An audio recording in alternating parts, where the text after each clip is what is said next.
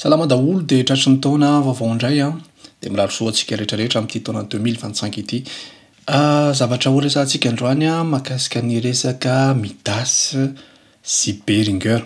Niforona tamin'ny taona 2017 tany na 2015 tany angamba ny X32 sy ny M32 ny Behringer sy ny Midas ireny a. Fa fanontaniana miverina mipetraka amiko foana hatramin'izao hoe iza ny tsara, mitovy ihany ve ireo sa manahoana. Dia lazaiko anareo a ny hevitro ao anatin'ilay izy mba ahafahantsika mahazo an'ilay izy dia tantaraiko kely ihany aloha izay fantatro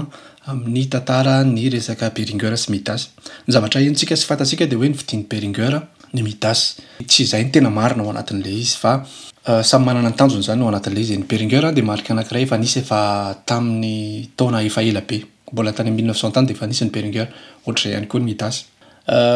Ny tena tanjon'ny Behringer ao anatin'ny azy dia hoe vidiny mizara roa fa ny zavatra vitany avo roeny. Izany hoe raha oharina amina marika anankiray hafa izany izy dia tokony atsasabidy mihitsy izy nefa ny zavatra vitany mbola avo roeny no ilay produit an'olon-kafa zany. Izay ny zavatra izay mihitsy zany ny antom-pisian'ny Behringer, izay mihitsy ny vision ny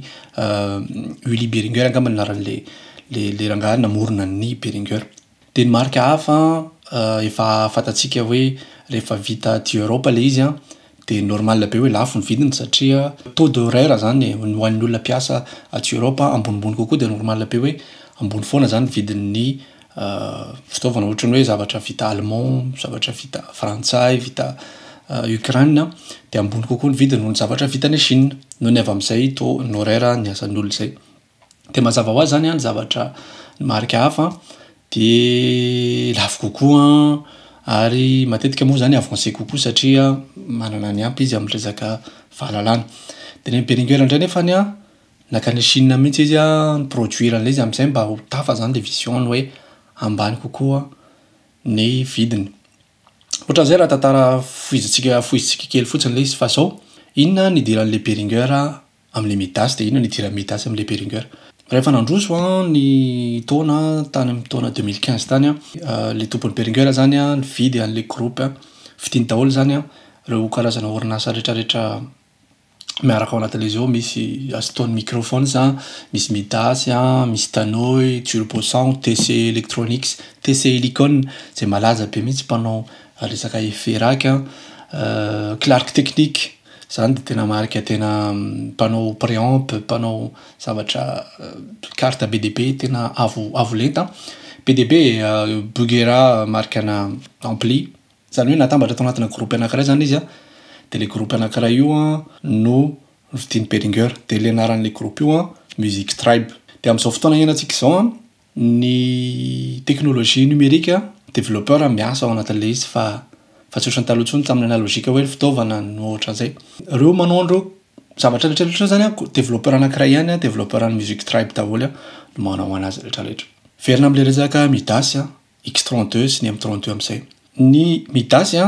tsy Behringer mihitsy. Midas orinasa anankiray hafa izy manana ny mpiasana izy manana ny teknolojiany izy Behringer anankiray hafa mihitsy fa ao anatina groupe anankiray izy. Rehefa ao anatin'ny groupe anankiray io izy dia azon'ilay développeur atao ny maka ny teknolojiany anankiray ahafahana manao ny anankiray. Izany hoe teknolojian'ny Midas zany dia azony atao tsara mihitsy mikopie an'iny de A à Z dia mamorona anankiray izy marika anankiray tsy fantatro XY izay le zavatra nisy tamin'ity Behringer X32T. Izany hoe le zavatra misy ao anatin'ny M32 iny zany le firmware rehetrarehetra de A à Z iny teknolojiany mihitsy no noentina tao anatin'ny X32. Ohatran'izay koa ny version rack sy ny sisa. Amaranantsika anazy sady ao anatin'izany ny resaka Behringer ny anazy zany any amin'ny resaka ny qualité ny composant no composant somary ambanimbany vidy kokoa no ampiasainy satria amin'izay tafiditra zakany be sy ny maro le resaka vidiny zany. Fa nefa zavatra vitany dia mavita avo roeny izy, mavita mitovy tsisy valaka amin'ilay Midas. Ny tena marina zany hoe teknolojia Midas io zany tokony tsisy nanana mihitsy izy io fa noho ny avy amin'ny zay resaka groupe zay dia azo ilay izy dia mikopie dia nataon'ny Behringer dia ohatr'izay. Hatrany hatramin'izao iainantsika izao zavatra rehetrarehetra misy a na préamp na effet na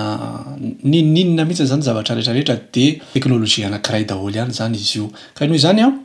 io zany resaka qualité fotsiny le izy hoe mila composant tsara kokoa ianao de mividy an'le Midas ianao raha mila zavatra mora kokoa ianao a de mividy an'le X32 ianao fa manahoana ny resaka son misy fiantraikany ve mazava ho azy rehefa ambanimbany ny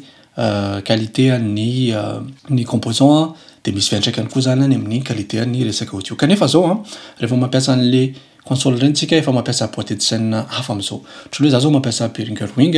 fa ny boîtier de scène ampiasaiko de boîtier de scène Midas zany hoe convertisseur miasa zany ao anatin'ilay izy de ny Midas daholo fa resaka traitement no ataon'le Behringer Wing zany de mazava ho azy zany mitovy amin'ny qualité ny Midas ihany zany zavatra ananako zany hoe Midas mihitsy moa zany Midas mihitsy zany no ampiasaiko fa marika mipetaka fotsiny le hoe Behringer de ohatran'izay zavatra tiako lazaina anareo hoe raha mampiasa boîtier de scène nareo tsy misy mahasamihafa an'io aza mahazakazaka hoe eny choix ihany io zany satria ho anay moa zany zay zao tsy afaka mampiasa Behringer loatra satria ohatran'ny hoe Suisse zao tsy zany Behringer zany ohatran'ny hoe mbola tsy tena qualifié tsara zany zay marque zay de mbola tsy tena hoe mampiasa an'zay fa tsy maintsy hoe Midas no ampiasaina fa raha ny tena marina zavatra anankiray mitovy ihany io am'izao fotoana zao ny radio Suisse efa manomboka PDB ny mampiasa X32 compact PDB ny fiangonana efa manomboka mampiasa Behringer am'izao ary am'izao fotoana zao noho le Wing version vaovao efa miova mihitsy angamba zao ny tanàna satria fiangonana anankitelo sy efatra angamba zay fiangonana lehibe mihitsy no efa nataoko nanovako installation fixe na sonorisation de ny ankamaroany zavatra nampiasaina atao de ny marque Behringer daholo de zay ny makasika le fandehan'le izy ry zareo ka am'izao fotoana zao zay zavatra rehetrarehetra mivoaka Clark Technique na marque zay rehetrarehetra isan'le voalazako teo de fa teknôlôjia ambony daholo satria teknôlôjia nefa mafy no hoentin'ny zareo manao an'ilay izy hitantsika am'izao fa be dia be ny produit Behringer manomboka mamoaka synthé izy manomboka mamoaka effet ana gitara izy manomboka mamoaka zavatra be dia be mihitsy de antsika mbola mieritreritra hoe Behringer fa tandremo ho hitantsika eto zany arahantsika mijery ty vidéo ty afaka 2 taona 3 taona io fa za mino hoe Behringer no ameno ny tanàna io de am'izao nge na le micro le efa tena tsara iny rehefa manomboka voandralahy le préamp ny zavatra efa tena tsy haiko nareo afaka mijery anazy amin'ny YouTube fa reny zavatra rehetrarehetra rehefa miconfirme mihitsy manampahaizana hoe tena efa mafy le zavatra voakan'ny Behringer en termes de technologie en termes de développement le fitaovana ary zaraka moa am'izao ny hevitro manokana koa anatin'ilay izy de zay hoe tamin'ny voalohany tamin'ny vola voanazo an'le Wing mbola firmware 2 point tsy fantako nampiasaiko tamin'izay mbola tena hita mihitsy hoe mbola zavatra ty amin'ny sisiny kely le izy mbola tsapotsapoana mbola na le manuel d'utilisation ara mbola ohatran'ny hoe mbola tsy fantatry Behringer akory hoe inona daholo zavatra tena vitan'ity zavatra ty fa nohony am'izao efa tonga le firmware vaovao efa miketrika be zany zalahy de efa tena mi-avancer jour par jour le izy fa misy évolution jour par jour de hita mihitsy hoe tena efa miazakazaka be le fahatsaran'le zavatra ataon'zalahy de am'izao zao Behringer Wing zao efa nidina be vidiny efa any tsy fantatry 3000 € any vidiny fa nefa ny zavatra vitan'io ny équivalent aminazy de reny Aventis solo reny any amin'ny 11000 any vidiny de eritrereto am'zany hoe zavatra na 3000 mavita zavatra vitana 11000 € ny resakitsika eto de zay makasika an'le izy zareo ka verina ihany maharanako anazy sa mba hampazava tsara an'le hoe X32 M32 anankiray ihany teknôlôjia anatin'io développement anankiray ihany izy ireo ny qualité ny composant no samy hafa fa tsisy mahafaty antoka anao raha hoe mividy Behringer X32 anao zao maty izy afaka 10 taona hatramin'izao ary mbola misy mampiasa mbola mihoatra ny 10 taona mividy anankiray indray anao tsisy olana zany fa mba tsy betsaka le vola lany nefa ny zavatra vitany mitovy ihany